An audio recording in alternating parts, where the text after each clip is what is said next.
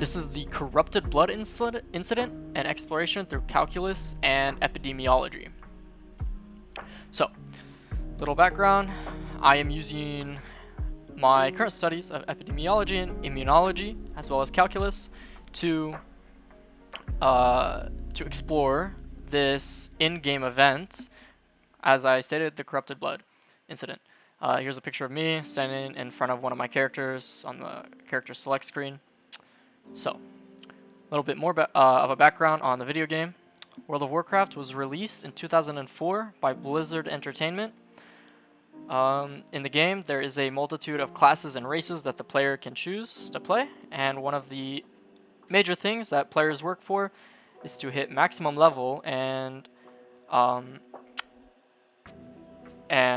raid. It's called raiding in raids. So these raids are for max level players. They are the most difficult content and provide the most, I guess you could say, generous loot. Now, in 2005, Blizzard released a raid called Zul'Gurub. Zul'Gurub had a boss, the final boss, called Hakkar. Hakkar the Soul Flayer. Now, this is considered instance content, Zul'Gurub. The raids are instance content. And I make a differentiation between instance content and normal content in the game, because instance content means that whatever happens in this instance will stay in the instance. That includes the bosses, the NPCs, or non-player controlled characters, and that includes the abilities that they use. Now, Hakkar had an ability called, as you may guess, Corrupted Blood. Now, the way this ability worked was it was a damage over time ability. That means it would tick various amounts of damage on the player character whenever the player was inflicted with it. Now, I will be calling this a virus because of the way the ability works.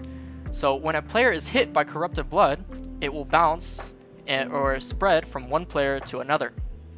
Now, Corrupted Blood can also hit player pets, so that includes Hunter and Warlock pets.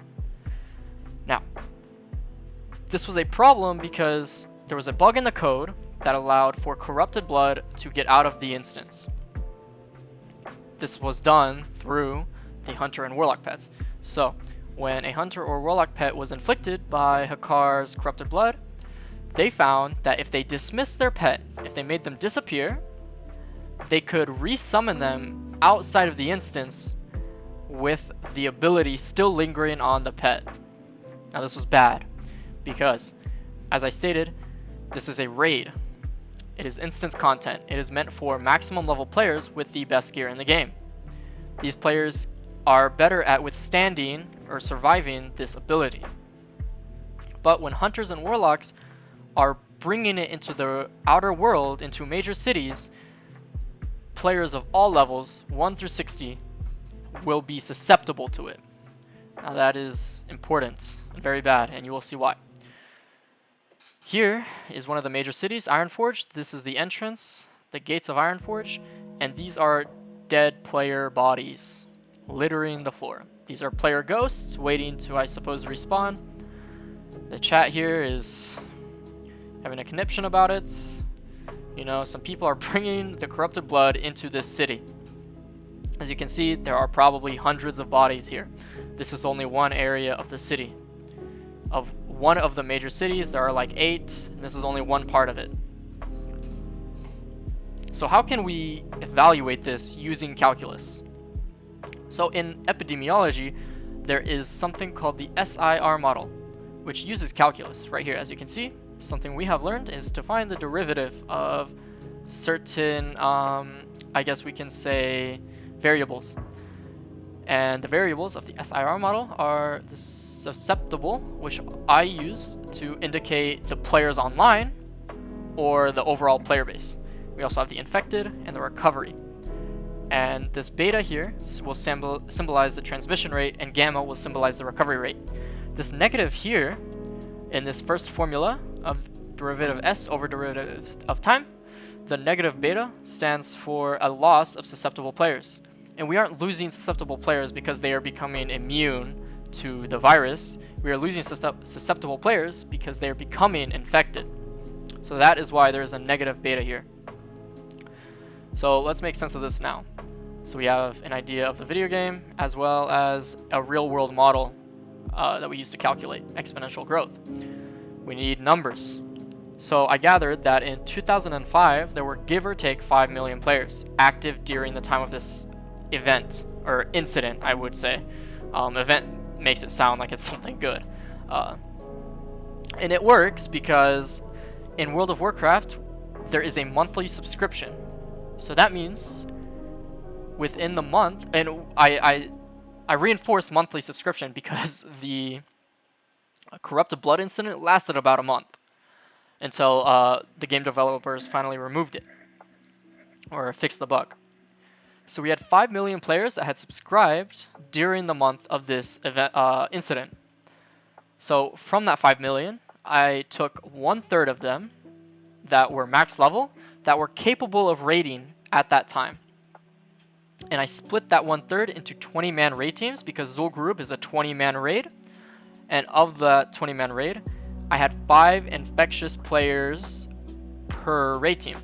And I use 5 because World of Warcraft players are, they use this term min-max, and they want their the group to be a certain way to maximize efficiency in the raid.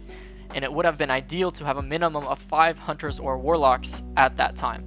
So we can take this, the 5 infectious per 20 man of that 1/3 that are max level rating at the time, to get some numbers. So on day 0, weekly raid reset. We have a susceptible of 4,983,334 players. And we have this because we subtracted the 5 infectious per raid team, and we get 16,666 players that are carrying the infection outside of the raid because of their pets. Now this is a minimum number because some raid teams could have gone above and beyond that 5. So we have our numbers now, so we can start plugging it into the formula. So for this, to find delta susceptible, we need to take negative beta. We have a negative again because we are losing susceptible players. So we have susceptible times infected divided by n, which is our total, and n equals s plus I plus r, equals negative 0.1. 4,983,334 players susceptible times the 16,666 divided by 5 million, which gives us negative 16,616. So this is the amount of susceptible players that are no longer susceptible because they are now infected. We're going to jump down to recovery here to get us this number of 833. And we use this by having an estimate of 0.05 players that would recover.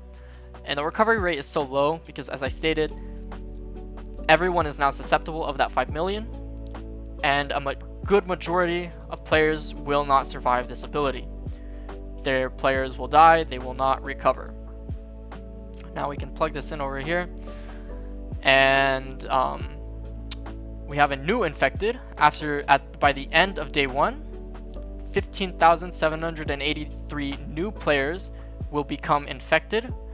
And we go over here, we add on, so for susceptible for the initial day plus delta susceptible, we subtract it, and we get a new susceptible of 4,966,717 players by the end of day 1. We do the same thing for infected, we add day 0 and the end of day 1, or the day 1, to get a 32,449 players infected by the end of day 1. So coming into day 2, we do the same thing, except we use our new numbers of S1, I1, and R1.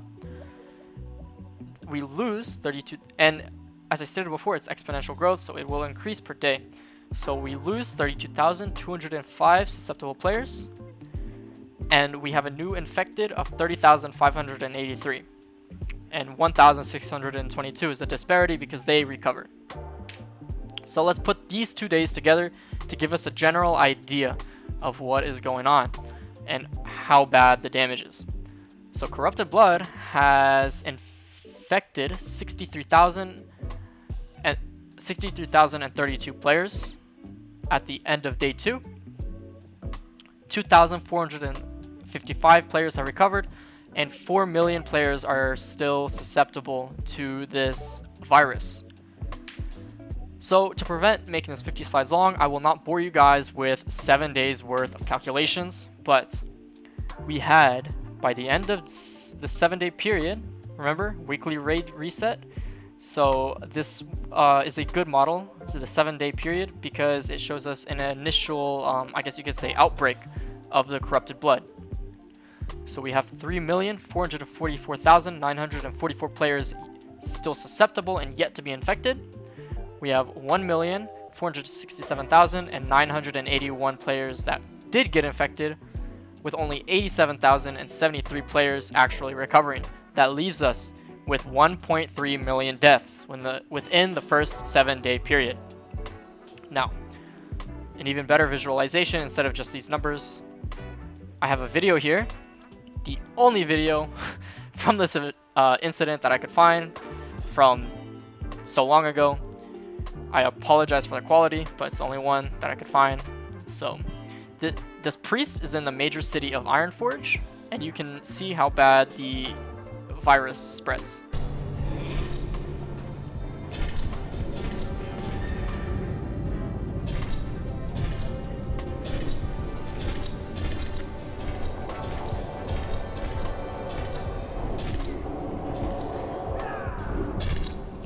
So, if you couldn't tell,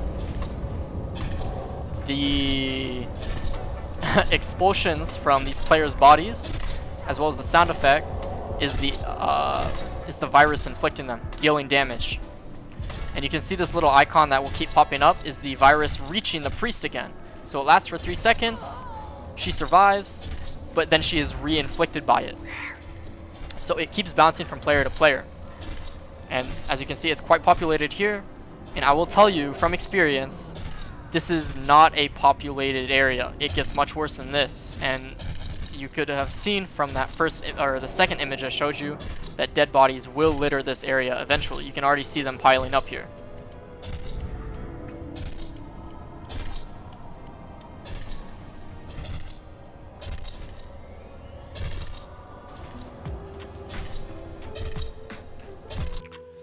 Lucky priest, she can heal herself, so I guess we can count her as one of the players that recovered. Unless, I don't know, she gets bored of trying to stay alive. So, final thoughts. We can use the calculus within the SIR model to display exponential growth and how it is used in the real world of epidemiology. And the game helps us visualize, especially from this last clip, especially from this clip here, how players allow themselves to be, how players or people allow themselves to become inflicted by viruses because they are lingering around here. They are making no attempt at trying to survive. So it helped display how quickly infections can spread in densely populated cities. That's very important for the study of epidemiology and why NIH, the National Institute of Health, actually wrote an article on this in-game event from 2005, and why news outlets picked it up, why it was a big deal, got the attention of researchers. It was important. So here are my credits. I do not know SIR off the top of my head, so I did, as per the syllabus, I will disclose that I used AI to help teach me how to use the SIR model. It showed me what it was, and it gave me an example of the formula, and I applied it to my own math, my own numbers. And it gave me this resource. It gave me 2 resources, but I'll talk about this one right now. The Kermack and McKendrick model. These 2 gentlemen created the SIR model, and this read is a good one. I would, if you are interested in what I have talked about, or public health and epidemiology, I would read this. It's very interesting. It's a good resource. Now, this here is the plague video that I had just showed you, in case you wanted to watch it again for whatever reason. And here are a couple of wiki articles. This is Wowhead, which is basically the World of Warcraft Wikipedia, and how they talked about the incident. Here's the actual Wikipedia article, which highlights certain real-world like news outlets and NIH that covered the corrupted blood incident. So, yeah, these are my resources for the corrupted blood incident. And I hope you guys learned something, I guess, about calculus or epidemiology or even the video game. So that is how I use epidemiology and calculus to cover or to study the corrupted blood incident from almost 20 years ago.